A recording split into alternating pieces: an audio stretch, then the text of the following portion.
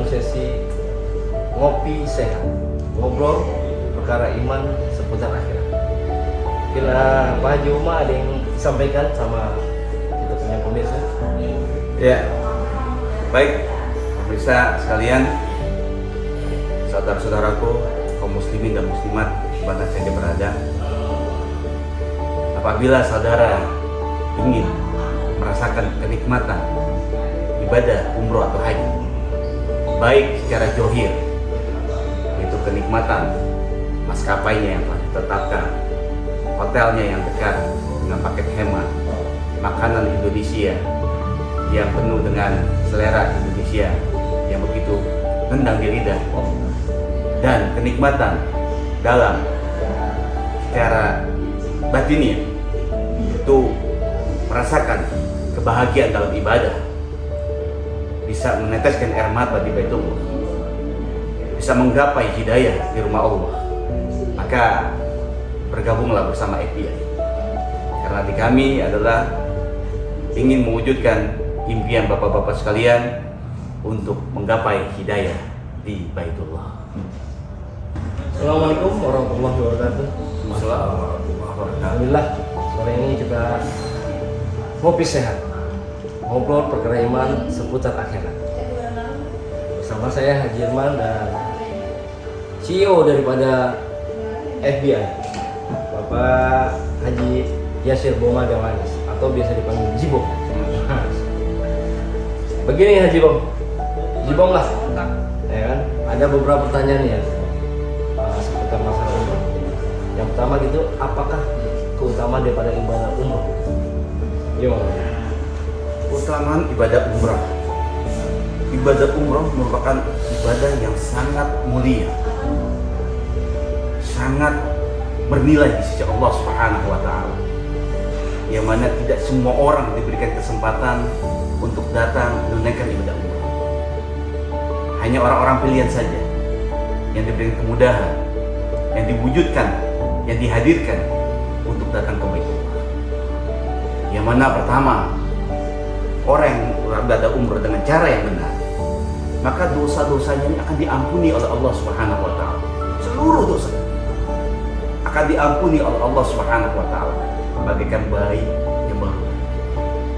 Yang kedua, setiap doanya, hajatnya, permohonannya, keinginannya, pintanya, ini akan dikabulkan oleh Allah Subhanahu wa Ta'ala. Yang ketiga, Allah Subhanahu wa Ta'ala akan tanamkan rasa cinta kepada dirinya tentang perombakan, perubahan yang tadinya cinta pada dunia menjadi cinta pada akhirat. Sehingga orang yang berangkat umroh dengan hati yang tulus, niat yang bersih, cara yang benar, maka setelah dia pulang akan bertambah kesolehannya, bertambah rasa cintanya kepada Allah, bertambah rasa takutnya kepada Allah, bertambah keimanannya kepada Allah Subhanahu wa Ta'ala.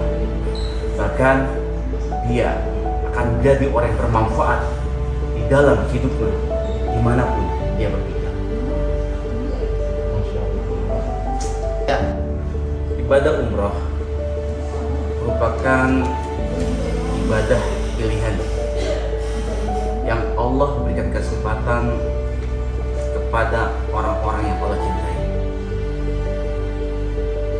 Tidak tergantung dengan hartanya, pangkat, jabatan, kekayaan seseorang, tapi ini mutlak ibadah kasih sayang Allah Subhanahu wa Ta'ala. Kalau Allah suka kepada seorang hamba, maka hambanya ini akan diberikan kemudahan oleh Allah Subhanahu wa Ta'ala, akan dihantarkan menuju Baitullah. Walaupun dia seorang miskin, walaupun dia tidak punya kekayaan, walaupun dia tidak punya pangkat atau jabatan, tetapi Allah akan hantarkan dia untuk datang ke rumah Allah, bersimpu di rumahnya, dan bersujud di Baitullah. Allah mampu menggerakkan matahari dari timur hingga ke barat. Allah mampu menggerakkan planet-planet di luar angkasa. Dan Allah mampu menggerakkan ombak-ombak di lautan. Begitulah kekuasaan Allah, begitulah kehebatan Allah. Allah akan mampu menghadirkan seorang manusia yang dicintai, yang dipilih, yang disukai oleh Allah Subhanahu wa Ta'ala untuk datang ke rumahnya, memenuhi panggilan Allah, berziarah ke makam nabinya. Maka tanamkan niat di dalam hati kita sebagai angan-angan hajat yang terbesar buat orang beriman, yaitu memenuhi panggilan Allah dan berziarah ke makam Rasulullah SAW. Setelah kita punya niat yang kuat, maka kita hidupkan lagi dengan amalan-amalan. Itu kita minta di atas sejadah kita, ya Allah, izinkan kami ya Allah, mudahkan aku ya Allah untuk datang ke rumahmu ya Allah, berziarah ke makam nabimu ya Allah, wukuf di Arafah sebelum kematianku tiba, sebelum ajal menjemput nyawaku ya Allah. Izinkan aku dengan segala dosa-dosaku, dengan segala kehilapan, dengan segala masa lalu, dengan segala keburukan jiwaku ya Allah. Izinkan aku seorang ahli pendosa, ahli maksiat, untuk membersihkan diriku, bertobat di rumahmu, agar Engkau ampuni aku ya Allah. Datang ke tempat yang suci, datang ke tempat yang Kau janjikan setiap doa akan Kau kabulkan dan setiap dosa akan Kau ampuni. Maka pilihlah aku dengan keterbatasanku, pilihlah aku dengan ketidakberdayaanku ya Allah, untuk menjadi tamu, menjadi tamu nabimu ya Allah. Walaupun aku masih menjadi pendosa besar, walaupun aku masih jadi ahli maksiat, tapi aku mohon rahmatmu, kasih sayangmu, cintamu kepadaku ya Allah. Jangan pernah hilang dari diri. Maka biiznillah ya Allah, inilah hadirnya juga Allah Subhanahu wa Ta'ala. Ketika kita sudah memiliki niat dan kita request dengan doa kita dengan sungguh-sungguh, sehingga kita realisasikan dengan amal perbuatan. Itu apa? Kita jalin hubungan manis dengan Allah Subhanahu wa Ta'ala. Kita niat daftarkan diri kita saat itu ke travel yang benar-benar amanah, ke travel yang benar-benar memiliki legalitas yang baik, ke travel yang benar-benar memiliki kemampuan profesional dalam membimbing, dalam melayani, dalam berkhidmat kepada tamu-tamu Allah Subhanahu wa Ta'ala. Untuk itu, tanamkan niat kita, wujudkan impian kita, dan mari kita tambah pengorbanan kita dengan harta, diri, dan waktu kita, sehingga Allah akan mudahkan langkah kita untuk datang ke Baitullah. Pak Haji, ini kita kan tahu nih, travel tuh banyak ya kan? Di Jakarta maupun di Indonesia lah ya. Ini apa nih Pak Haji yang membedakan FBI ini dengan travel-travel lain? Atau ada keunggulannya kan? Bagaimana? Iya, memang travel ini banyak sekali ya. Yang berizin banyak, apalagi yang berizin makin banyak lagi. Namun daripada itu, apa sih keunggulan daripada FBI? Atau kenapa sih harus memilih FBI? Nah, yang pertama yaitu di FBI ini dipenuhi dengan muatan-muatan dakwah. Bagaimana kami sebagai pembimbing, kami sebagai pelayan, tamu-tamu Allah Subhanahu wa Ta'ala, maka harus memiliki niat yang kuat, niat yang tulus. Bagaimana maksud tujuan daripada seseorang calon jemaah ini untuk menjadi tamu Allah ini tercapai? Apa sih tujuan daripada orang berangkat umroh?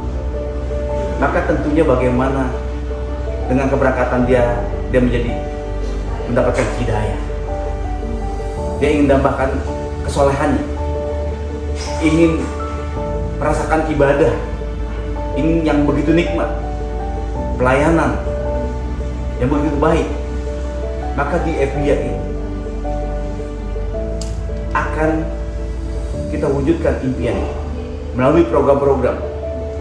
Yang pertama, di dalam FBA itu ada program dakwah, itu yang kita bicarakan yang di atas langit dan di bawah bumi hari-hari, yaitu di atas langit tentang alam akhirat, yang di bawah bumi tentang alam kubur. Sehingga dengan membicarakan itu, keimanan mereka bertambah. Ketika iman mereka bertambah, wujud dalam hatinya, mereka mudah untuk amalkan agama. Di sana otomatis dia akan giat untuk melaksanakan ibadahnya.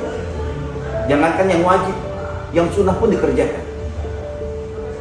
Dan karena dia sudah beramal soleh, melaksanakan ibadahnya, baik ibadah wajib maupun yang sunnah, maka seorang ini akhlaknya akan baik, akhlaknya jadi mulia, sehingga dia mudah meneteskan air mata, hatinya memiliki kelembutan. Kenapa?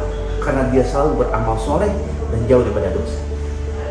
Dan ketika seorang telah berakhlaknya baik, hatinya lembut dan mudah diteteskan air mata, ketika dia mengangkat tangannya, Allah Subhanahu wa Ta'ala akan turunkan rahmatnya, Allah Subhanahu wa Ta'ala akan turunkan ampunannya, Allah Subhanahu wa Ta'ala akan turunkan janji-janji.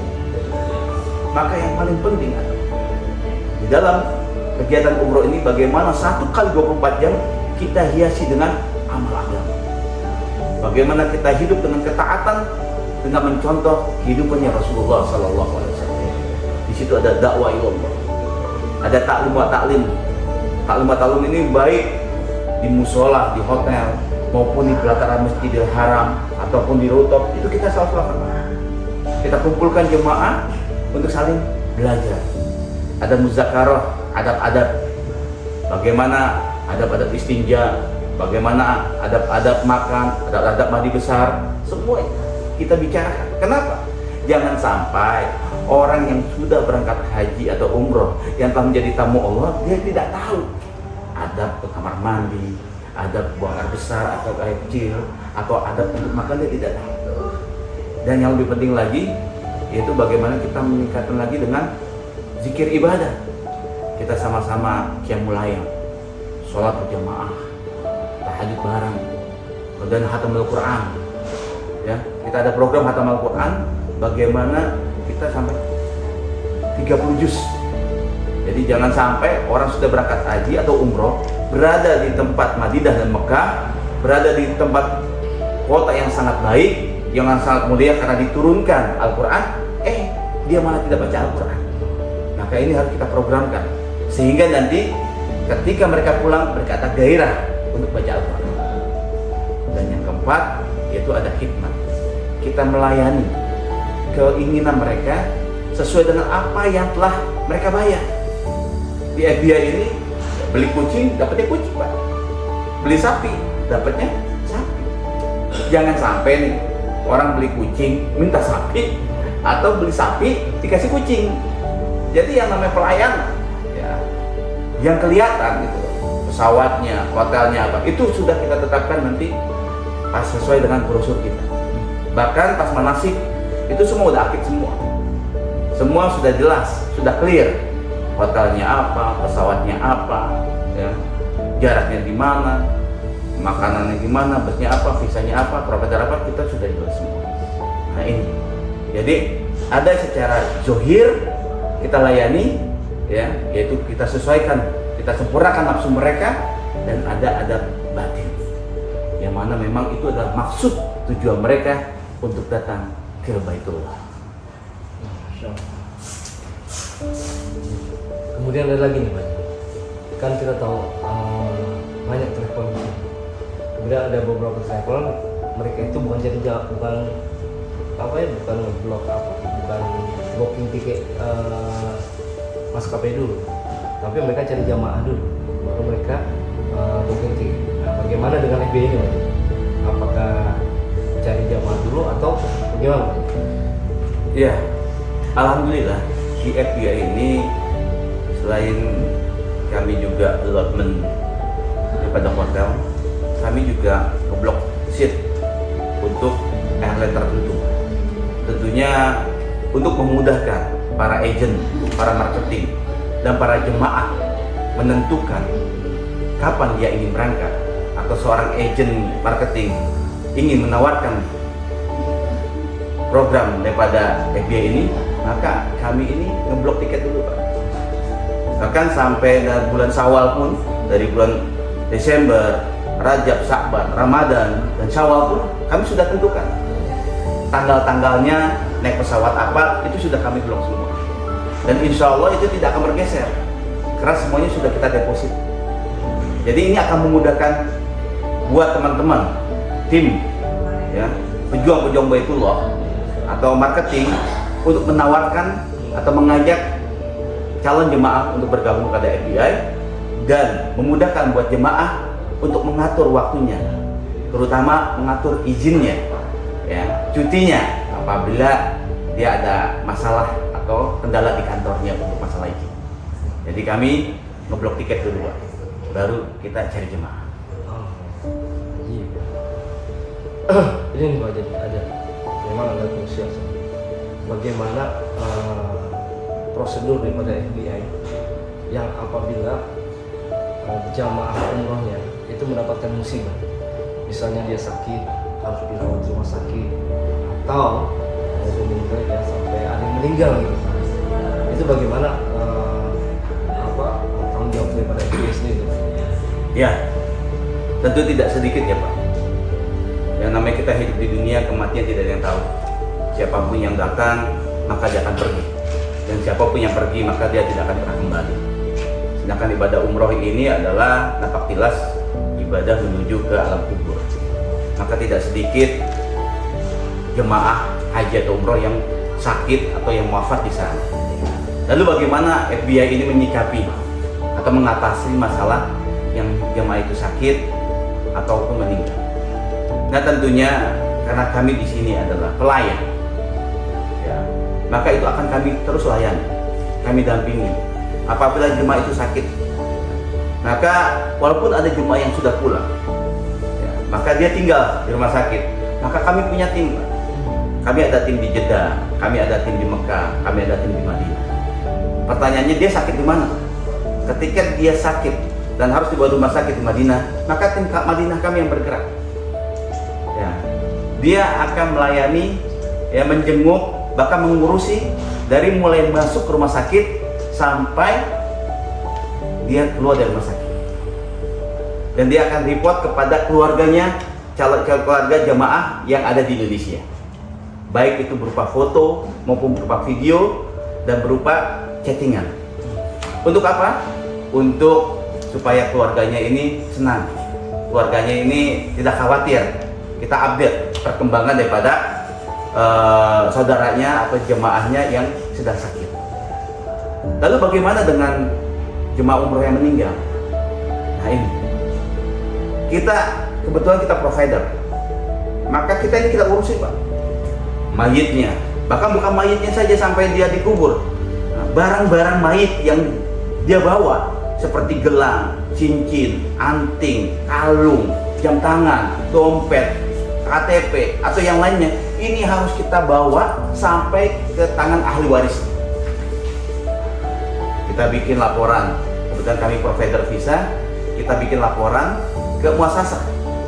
Nanti dari surat dari muasasah itu tembus ke KJRI. Nanti ada tim kami yang Jeddah untuk minta surat pemakaman. Nah, kita minta surat juga persetujuan dari RT, RW, ya, setempat, ya, dari anggota keluarganya untuk minta persetujuan untuk dikuburkan di Mekah atau di Madinah. Selain itu juga setelah nanti pemakaman, mulai dari pemandian terus pemakaman itu kita videoin Pak. Ya, semaksimal mungkin kita videoin, bahkan pernah kejadian kita bikin live. Cara bikin live, kita undang ahli keluarganya proses pemakaman jemaah yang meninggal. Nah, kemudian barang-barangnya itu kita kemas dan kita bawa ke Indonesia dan kita kasihkan kepada keluarga yang ditinggalkan. Dan itu alhamdulillah mereka berterima kasih sekali pada kami, dan itu ya saya berterima kasih kepada tim kami. Ya, karena itu bukan hanya mengajak senang-senang ibadah, tetapi apabila ada masalah itulah tanggung jawab kami sampai sejauh itu. Tanggung jawab kami adalah ketika Bapak ada di Mekah, Madinah, di Jeddah, itu menjadi tanggung jawab kami melayani bapak-bapak, ibu-ibu atau calon jemaah sebaik-baiknya. Masya Allah. Satu lagi nih Pak Haji nih. Ini yang terakhir nih. Hari ini dulu ya Pak Haji. Ini ada nih teman-teman nanya bagaimana cara naik bis keliling ke kota Madinah. Nah, jadi itu banyak teman ini ada yang dia mungkin melihat di medsos ya, naik bis yang atapnya terbuka itu Pak Haji. Itu bagaimana Pak Haji? Apakah dari FBI menyediakan atau bagaimana Pak? Iya, itu kalau sekarang memang negara Arab Saudi ini sedang bangun wisata. Ya, yang datang itu bukan hanya orang-orang Islam, tetapi juga bagaimana orang-orang Islam itu supaya datang ke Arab Saudi untuk meningkatkan perekonomian mereka. Sehingga memang disediakan fasilitas-fasilitas oleh negara Saudi, oleh kerajaan Saudi. Terutama ada bus keliling di Madinah itu ada. Di sekitar hotel itu atau sepeda, bus itu disiapkan oleh pemerintah ya untuk wisata buat calon-calon jemaah yang ingin berkeliling melihat kota yang indah, kota Madinah. Itu ada yang bilang bayar, ada juga yang bilang gratis ya. Nah, itu tinggal apabila ada jemaah yang ingin, nah kita siap mengantarkan saja. Kita siap mengantarkan karena dekat dengan kebetulan hotel kita dekat dengan hal itu. Jadi buat siapa yang mau, tentunya juga jangan sendiri karena takut kesasar atau gimana. Tentu segala permintaan, segala keinginan kita hadirkan usulan jemaah ini dalam musyawarah. Dan setelah dimusyawarahkan, diputuskan, maka kita jalankan. Jadi FBI ini selalu terbuka kepada jemaahnya apabila ada usulan-usulan atau ada keinginan jemaah, ya, maka hadirkan di dalam musyawarah. Setelah dimusyawarahkan, diputuskan iya atau tidak, semua ambil sikap sami'na wa ata'na. Alhamdulillah kita sudah berbicara sedikit dengan CEO daripada FBI, Bapak Haji Yasir Buma Siladawanis. Mungkin insyaallah lain kali kita akan ngopi sehat, ngobrol perkara iman seputar akhir. Assalamualaikum warahmatullahi wabarakatuh. Waalaikumsalam. Kalau Allah Ta'ala fil Quran al-Azim, a'udzu billahi minasyaitonir rajim. Bismillahirrahmanirrahim. Wa man ahsanu qawlan mimman da'a ila Allah wa amila shalihan wa qala innani minal muslimin. Wa qala Rasulullah sallallahu alaihi wasallam, man ahya sunnati faqad ahabani wa man ahabani kana ma'i fil jannah. Sadaqallahu azim wa sadaqal rasul karim wa nahnu dzalika syahidin wa syakirin. Tidak ada ungkapan, tidak ada kata-kata yang lebih mulia di sisi Allah Subhanahu wa taala. Dan dia beriman dan beramal saleh. Selain ungkapan mengajak manusia taat pada Allah Subhanahu wa taala. Dan tidak ada kehidupan yang lebih benar, lebih tinggi di sisi Allah Subhanahu wa taala selain kita mencontoh kehidupannya Nabi Muhammad sallallahu alaihi wasallam. Karena barang siapa yang menghidupkan sunnahku, maka dia cinta padaku. Barang siapa yang cinta padaku, maka dia akan masuk surga bersama. Demikianlah sesi hari ini dalam ngopisnya ngobrol perkara iman seputar akhirat. Kita tutup dengan doa majelis. Subhanallah, subhanallah, la ilaha illallah. FBI, Subhanallah, FBI, alhamdulillah, FBI, Allahu akbar. Assalamualaikum warahmatullahi wabarakatuh. Waalaikumsalam warahmatullahi wabarakatuh.